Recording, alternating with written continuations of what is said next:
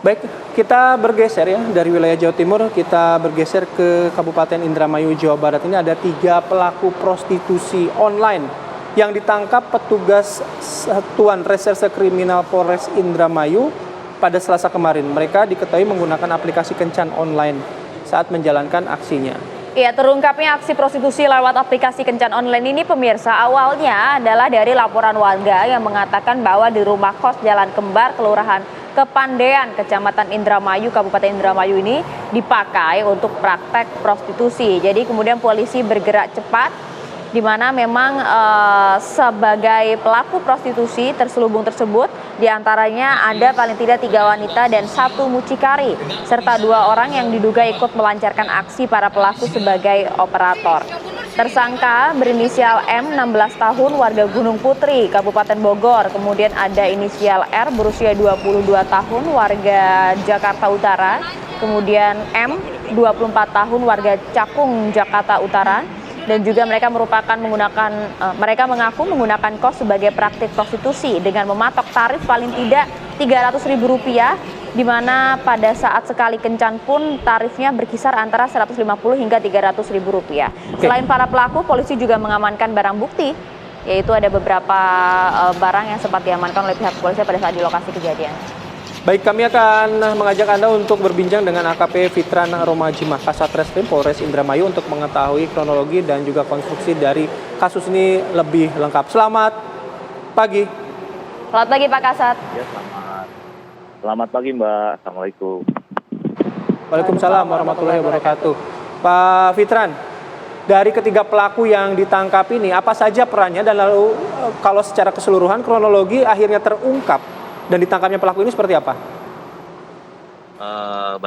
Saya jelaskan. Adapun kronologi pengungkapan dari kasus ini, pertama kami pihak kepolisian mendapatkan informasi dari masyarakat di sekitar TKP bahwa ada sebuah kosan di daerah Indramayu yang sering dijadikan untuk tempat prostitusi melalui media online. Kemudian adapun peran dari para pelaku, ketiga-tiganya adalah merupakan operator, yang mana para operator tersebut menawarkan kepada para pengguna, para saksi korban ketiga perempuan ini, yang mana akun yang ditampil pun sebenarnya bukan akun dari yang perempuan yang sebenarnya, karena foto yang ditampilkan adalah foto-foto berbeda dengan foto saksi korban yang asli.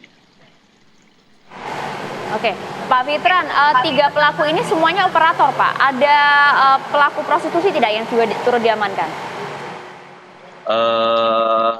Para ketiga yang kita amankan ini merupakan semuanya operator, jadi masing-masing memegang 1 atau 2 handphone yang digunakan untuk menawarkan para korban perempuan ini. Kemudian pada saat kita lakukan penangkapan dan penggerbegan, kita mengamankan 3 korban perempuan, 3 saksi korban perempuan, kemudian 3 sebagai pelaku operator. Kemudian pada saat itu ada 2 pengguna para korban prostitusi. Oke, para korban yang ditawarkan dalam aplikasi prostitusi ini, Pak Fitran, apakah ada yang masih di bawah umur? 3 dari saksi korban yang ditawarkan dalam prostitusi ini, di antaranya 1 masih berusia 15 tahun, warga Gunung Putri, Bogor. Adapun kisaran harga yang ditawarkan para operator adalah mulai dari Rp300.000 sampai paling tinggi Rp1.500.000. Oke. Nah, ketiga pelaku ini sudah berapa lama, Pak, beroperasi dengan modus serupa? Kurang lebih di Indramayu, para pelaku sudah berada kurang lebih 2 minggu, sejak 4 Januari sampai kita amankan kemarin. Kemudian sebelum di Indramayu, yang bersangkutan juga pernah melakukan di tempat lain seperti di daerah Gunung Putri, Bogor. Dan mereka ini selalu bertiga ya, Pak, ya, dalam menjalankan aksinya ini? Awal mulanya mereka masing-masing, tapi mereka akhirnya ketemu, kemudian bersama-sama melakukan kegiatan prostitusi tersebut.